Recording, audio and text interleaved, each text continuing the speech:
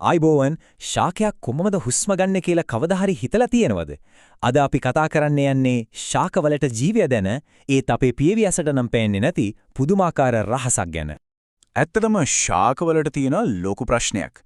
ජීවත් වෙන්න වාතයේ තියෙන කාබන් ඩයොක්සයිඩ් ඕනේ. හැබැයි ඒක ගන්න ගියොත් ඇඟේ තියෙන වටිනා වතුර ටික නැති වෙලා යන්නත් ඉඩ තියෙනවා. ඉතින් කොහොමද මේ දෙකම බැලන්ස් කරගන්නේ?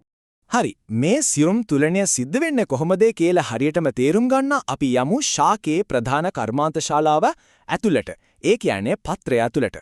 මේ පේන්නේ පත්‍රයක හරස් කඩක්. හිතන්නකෝ මේක හරියට සෑන්ඩ්විච් එකක් වගේ කියලා. උඩ යටයි තියෙන අපිචාර්මය තමයි පාන් පෙති දෙක. මැද තියෙන මධ්‍ය ෆිල් සෛල තමයි රසවත් පිරවුම. ඔන්න ඔතන තමයි ප්‍රභා සංශ්ලේෂණය කියන මැජික් එක වෙන්නේ. දැන් තමයි අපි අපේ කතාවේ නියම වීරියව මුණ ගැහෙන්න යන්නේ. බලන්න පත්‍රයේ යටිපැත්තේ තියෙන මේ පුංචි සිදුරු මේවට තමයි පුටිකා කියලා කියන්නේ. මේව තමයි ශාක ලෝකයට වායුව ඇතුල් වෙන පිට වෙන ප්‍රධාන දොරටු වගේ. ඉතින් මේ පුංචි දොරටු නිකම්ම ඇරෙන්නේ වෙහෙන්නේ නැහැ. ඒවා පාලනය කරන්න හරිම බුද්ධිමත් පද්ධතියක් තියෙනවා. අපි දැන් බලමු ඒක ක්‍රියාත්මක වෙන්නේ කොහොමද කියලා. හැම පුටිකාවක්ම ඒ කියන්නේ හැම සිදුරක්ම වට වෙලා තියෙන්නේ සෛල කියන විශේෂ සෛල දෙකකින්. හිතන්නකෝ මේ දෙන්න හරියට බුද්ධිමත් දොරටු පාලකයෝ දෙන්නෙක් වගේ කියලා. හරිම සරලයි මේ සෛල දෙක වතුර පිරීලා ඉදිමුනොත් දොරටුව ඇරෙනවා වතුර අඩු වෙලා හැකිලුනොත් දොරටුව වැහෙනවා. ශාකයක මුළු වායු සහ ජල සමතුලිතතාවයම රඳා පවතින්නේ ඔන්න ඔය ක්‍රියාවලිය මතයි. හොඳයි. එතකොට කොහොමද මේ ශෛල ඇත්තරම දොරටුව අරින්නේ වහන්නේ? අන්න ඒකට උත්තරේ තියෙන්නේ හරිම අපූර්ව යාන්ත්‍රණයක.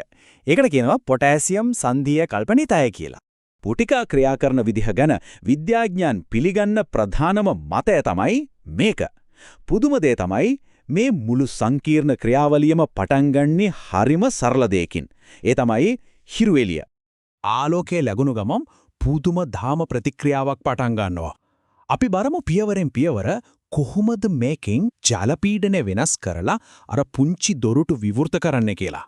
පළවෙනි පියවර හිරු එළිය කියන්නේ හරියට ස්විච් එකක් වගේ. ඒකෙන් සෛලවලට සංඥාවක් එනවා. හරි දැන් අවට සෛලවල තියෙන පොටෑසියම් අයන ඒ කියන්නේ K+ අයන ඇතුළට ඇද ගන්න කියලා.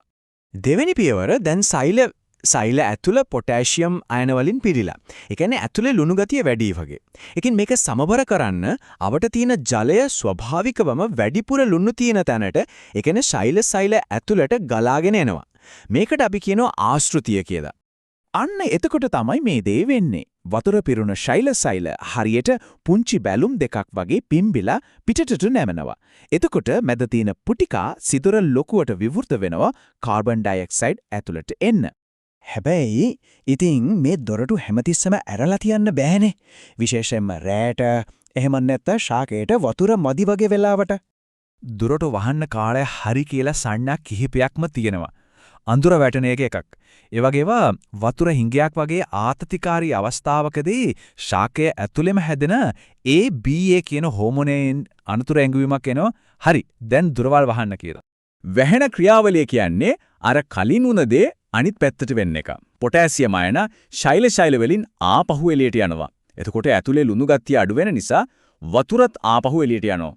වතුර නැති වුනාම බැලුමක හුලම් බැස්සා වගේ සෛල හැකිලිලා දොරටුව වැහෙනවා. ඉතින් මතක තියාගන්න ඕන වැදගත්ම දේ තමයි මේක.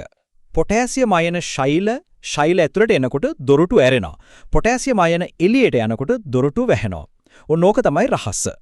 ඉතින් එකපාරක් හිතන්න එකම එක පත්‍රයක සිද්ධ වෙන මේ ශුද්‍ර ක්‍රියාවලිය ලෝකේ තියෙන බිලියන ගණනක් පත්‍රවල එකම වෙලාවෙ සිද්ධ වෙනවා.